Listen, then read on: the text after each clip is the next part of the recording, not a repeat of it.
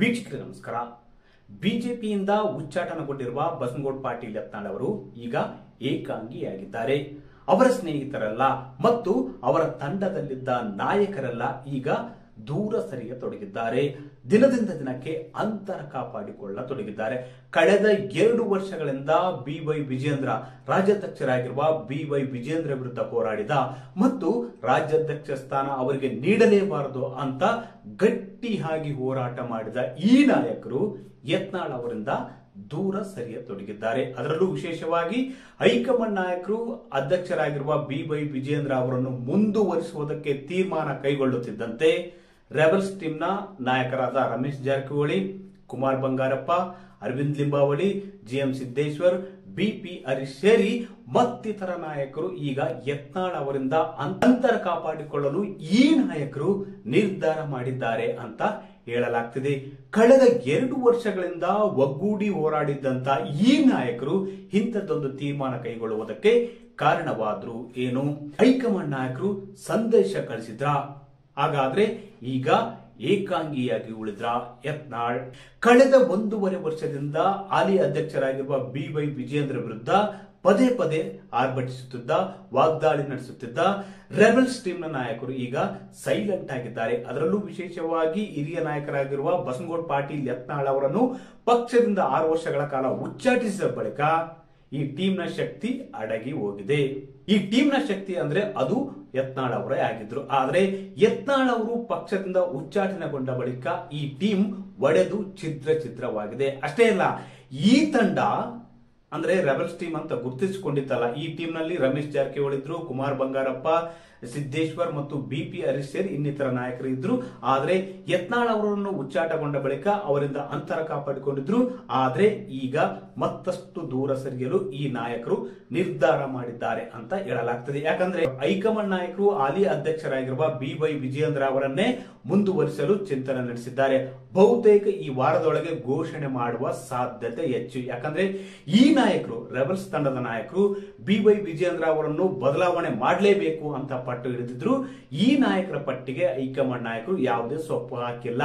ಇದರಿಂದಾಗಿ ಬೇಸರಗೊಂಡಿರ್ತಕ್ಕಂಥ rebels team ನಾಯಕರು ಯತ್ನಾಳ್ ಅವರಿಂದ ಅಂತರ ಕಾಪಾಡಿಕೊಂಡು ಪಕ್ಷದಲ್ಲಿ ಮುಂದುವರಿಯಲು, ಪಕ್ಷದ ಶಿಸ್ತನ್ನು ಉಲ್ಲಂಘಿಸದೇ ಇರಲು ಮತ್ತು ಪಕ್ಷದ ಚೌಕಟ್ಟಿನಲ್ಲೇ ಕಾರ್ಯಚಟುವಟಿಕೆಗಳನ್ನು ಮಾಡಲು ನಿರ್ಧರಿಸಿದ್ದಾರೆ ಅಂತ ಹೇಳಲಾಗ್ತದೆ. ಯಾಕಂದ್ರೆ ಬಿವೈ ವಿಜೇಂದ್ರ ಅವರನ್ನು ಮುಂದುವರಿಸಲು ಬಿಜೆಪಿ ಹೈಕಮಾಂಡ್ ನಾಯಕರು ಒಂದು ನಿರ್ಧಾರ ತೆಗೆದುಕೊಂಡ ಮೇಲೆ ಎಲ್ಲೋ ಒಂದ್ ಕಡೆ ಅದರ ವಿರುದ್ಧ ಧ್ವನಿ ಎತ್ತಿದ್ರೆ ನಮ್ಮ ವಿರುದ್ಧ ಕ್ರಮ ಕೈಗೊಳ್ಳುವ ಸಾಧ್ಯತೆ ಹೆಚ್ಚು ಎಂಬುದನ್ನು ಮನಗೊಂಡಿರ್ತಕ್ಕಂತಹ ಈ ನಾಯಕರು ಯತ್ನಾಳ್ ಅವರ ಜೊತೆ ರಾಜಕೀಯ ಒಡನಾಟದಿಂದ ದೂರ ಸರಿಯಲು ನಿರ್ಧರಿಸಿದ್ದಾರೆ ಅಂತ ಹೇಳಲಾಗ್ತದೆ.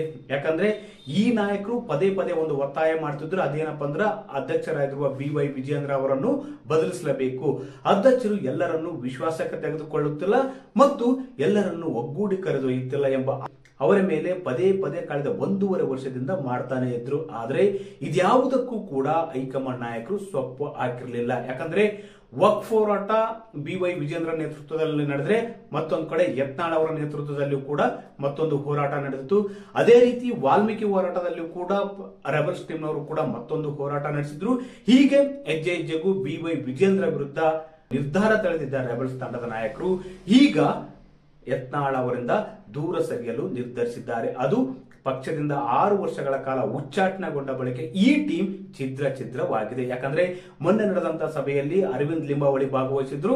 ಅವರ ಸಂಧಾನ ಕೂಡ ಯಶಸ್ವಿ ಆಗಿದೆ ಅಂತ ಹೇಳಲಾಗ್ತಿದೆ ಮತ್ತು ಸಂಘಟನೆ ಬಗ್ಗೆ ತುಂಬಾ ಅರಿತುಕೊಂಡಿರ್ತಕ್ಕ, ಹಾಗಾಗಿ ಅವರೆಂದೂ ಪಕ್ಷದ ಚೌಕಟ್ಟು ಮೀರದೆ ಮತ್ತು ಯಾವುದೇ ಒಂದು ಹೇಳಿಕೆ ಕೂಡ ಕೊಟ್ಟಿಲ್ಲ. ಹೀಗಾಗಿ ಮೊನ್ನೆ ನಡೆದಂತಹ ಸಭೆಯಲ್ಲಿ ಅಂದ್ರೆ ಪ್ರಹ್ಲಾದ್ ಜೋಶಿ ನಡೆಸಿದಂತ ಸಭೆಯಲ್ಲಿ ಭಾಗವಹಿಸಿದ್ರು. ಇವರು ಭಾಗವಹಿಸಿದ ಬಳಿಕ ಉಳಿದಂತ ನಾಯಕರಾದ ರಮೇಶ್ ಜಾರಕಿಹೊಳಿ, ಕುಮಾರ್ ಬಂಗಾರಪ್ಪ ಸೇರಿ ಇತರ ನಾಯಕರು ಕೂಡ ಈಗ ಯತ್ನಾಳ್ ಅವರಿಂದ ಅಂತರ ಕಾಪಾಡಿಕೊಳ್ಳುವುದಕ್ಕೆ ನಿರ್ಧಾರ ಮಾಡಿದ್ದಾರೆ ಅಂತ ಹೇಳಲಾಗ್ತಿದೆ. ಇಲ್ಲಿ ವಿಶೇಷವಾಗಿ ಗಮನಿಸಬೇಕಾದ ಅಂಶ ಏನಪ್ಪಾ ಅಂದ್ರೆ ಹಿರಿಯ ನಾಯಕರಾಗಿರುವ ರಮೇಶ್ ಜಾರಕಿಹೊಳಿ ಅವರು ಏನ್ ಮಾಡ್ತಾರೆ ಎಂಬುದು ಕೂಡ ಇಲ್ಲಿ ಕುತೂಹಲಕಾರಿ ವಿಷಯ. ಯಾಕಂದ್ರೆ ರಮೇಶ್ ಜಾರಕಿಹೊಳಿ ಯಾವುದೇ ಕಾರಣಕ್ಕೂ ಬಿವೈ ವಿಜೇಂದ್ರ ಅವರು ಅಧ್ಯಕ್ಷರಾಗುವುದನ್ನು ಒಪ್ಪುವುದಿಲ್ಲ ಅಂತ ಪದೇ ಪದೇ ಹೇಳಿಕೆ ಕೊಡ್ತಾ ಇದ್ರು. ಮತ್ತೆ ಅವರಿನ್ನು ವಿಜೇಂದ್ರ ಅವರು ಇನ್ನು ಹಾಗಾಗಿ ಅವರ ನಾಯಕತ್ವವನ್ನು ನಾನು ಒಪ್ಪಿಕೊಳ್ಳುವುದಿಲ್ಲ ಅಂತ ಈಗಾಗಲೇ ಹಲವು ಬಾರಿ ಹೇಳಿಕೆಯನ್ನು ನೀಡಿದ್ದಾರೆ. ಆ ಹೈಕಮಾಂಡ್ ನಾಯಕರು ವಿಜೇಂದ್ರ ಅವರನ್ನೇ ಮುಂದುವರಿಸುವುದಕ್ಕೆ ತೀರ್ಮಾನ ಕೈಗೊಂಡಿರುವುದರಿಂದ ರಮೇಶ್ ಜಾರಕಿಹೊಳಿ ಅವರ ಮುಂದಿನ ನಿರ್ಧಾರ ಏನಾಗಿರುತ್ತೆ ಎಂಬುದು ಕೂಡ ಇಲ್ಲಿ ಕುತೂಹಲ ಮೂಡಿಸಿರ್ತಕ್ಕಂಥ ವಿಷಯ. ಯಾಕಂದ್ರೆ ಅಂದ್ರೆ ಕಳೆದ 2-3 ದಿನಗಳ ಹಿಂದಷ್ಟೇ ಕಾರ್ಯಕ್ರಮದಲ್ಲಿ ಸತೀಶ್ ಜಾರಕಿಹೊಳಿ, ರಮೇಶ್ ಜಾರಕಿಹೊಳಿ ವೇದಿಕೆಯನ್ನು ಹಂಚಿಕೊಂಡಿದ್ರು.